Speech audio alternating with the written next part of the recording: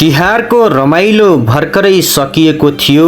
टिकापुरको आकाशमा साँझको अँध्यारो खस्दै गर्दा एउटा यस्तो घटना घट्यो जसले सिङ्गो सुदूरपश्चिमलाई मात्र होइन सारा देशलाई झसङ्ग बनायो।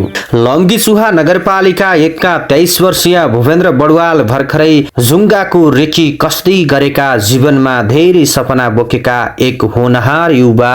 उनी साथीभाइहरूसँग हाँसखेल गर्दै थिए, तर उनलाई थाहा थिएन कि त्यो साँझ उनको जीवनको अन्तिम साँझ बन्नेछ। टिकापुरको सिद्धार्थ होटल नजिकै अचानक एउटा समूहले उनीमाथि आक्रमण गर्यो। उनी भाग्ने प्रयास गरे। भनिन्छ उनलाई करिब 2 किलोमिटरसम्म लखेटियो। अन्त्यमा कौशिक देवी विष्टको घर नजिकै उनलाई घेरा हालियो र धारिलो हतियार खुकुरी प्रहार गरियो। केही क्षणमै आमाबुवाको काख रित्तियो। एउटा सपना सडकमा रगतको भेलसँगै बग्यो। भूपेन्द्र कुनै ग्याङस्टार थिएनन्। उनी डम्बर बहादुर बडुवाल र भावना बडुवालका प्यारा छोरा थिए। पढाइ र भविष्यको चिन्ता गर्ने उमेरका भूपेन्द्र साथीको सङ्गतका कारण दुई समूह बीचको पुरानो रेसिपीको पासोमा परेका थिए। अनुसन्धानबाट खुल्यो यो हत्या नवीन रावल र जयेन्द्र शाहको समूह बीचको आपसी द्वन्द्व ग्याङवारको नतिजा थियो। नदीजन्य पदार्थको ठेकापट्टा र इगोको लडाईँमा भूपेन्द्र एक निर्दोष शिकार बने। उनी त केवल एउटा बहाना मात्र थिए। निशाना अर्कै थियो, तर नियतिले भूपेन्द्रलाई मृत्युको मुखमा पुर्यायो। भूपेन्द्रको हत्यापछि उनकी आमा भावना बडुवालको चितकारले ढुङ्गालाई पनि भगाल्न थाल्यो। उनले रुँदै भनेकी थिइन्, मेरो छोरालाई पैसा चाहिएको भए म दिन्थे, ज्यान किन लिए? अपराधीले मेरो कोख रित्यायो।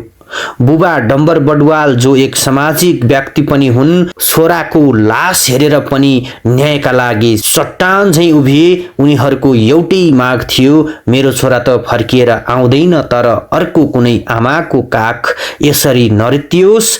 अपराधीलाई कडा भन्दा कडा सजाय होस्। यो केवल व्यक्तिको हत्या थिएन, यो एक परिवारको आशा, भरोसा र बुढेसकालको सहाराको हत्या थियो। घटनाको अनुसन्धान सुरु भयो। प्रहरीले 21 जना विरुद्ध मुद्दा चलायो। 12 जना समातिए, केही फरार भए, केहीले आत्मसमर्पण गरे। अदालतको ढोका ढकढकाउने क्रम चलिरह्यो। कहिले पेशी सर्ने, कहिले साँची बुझ्ने। यो प्रक्रिया बडुवाल परिवारका लागि अर्को मानसिक यातना जस्तै थियो। तर सत्य परेशान हुन सक्छ, तर पराजित हुँदैन भन्ने उखान अन्ततः चिरतात भयो। लामो समयको अदालती प्रक्रियापछि जिल्ला अदालत कैलालीले हालै ऐतिहासिक फैसला सुनाएको छ।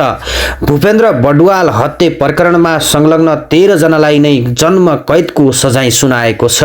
यो फैसला केवल कागजको टुक्रा होइन, यो ती आँसुहरूको जवाफ हो जुन बडुवाल परिवारले विगत 3 वर्षदेखि बगाइरहेका थिए। यो सन्देश हो, अपराध जतिसुकै योजनाबद्ध किन नहोस्, कानुनको लामो हातबाट कोही उम्किन सक्दैन।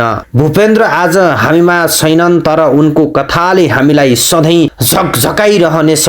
आउनुहोस्, प्रण गरौँ कुनै अर्की आमाले आफ्नो भूपेन्द्र गुमाउन नपरोस्।